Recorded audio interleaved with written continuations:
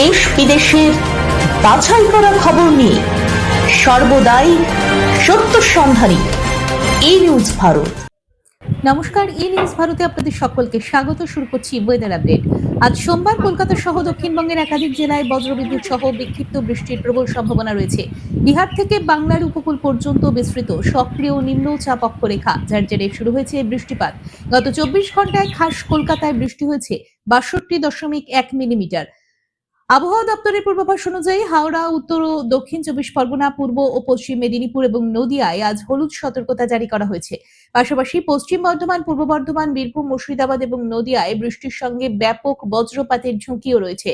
দক্ষিণবঙ্গের পাশাপাশি উত্তরবঙ্গেও দুর্যোগ অব্যাহত রয়েছে। জলপাইগুড়ি এবং আলিপুরদুয়ার জেলায় অতি ভারী বৃষ্টির পূর্বাভাস থাকায় কমলা সতর্কতা জারি করেছে হাওয়া অফিস।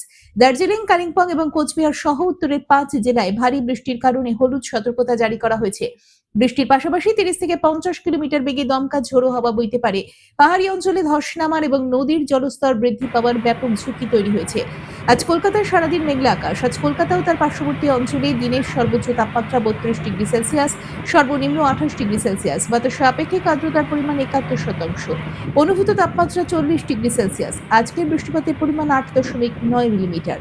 ব্যুরো রিপোর্ট, ই নিউজ ভারত।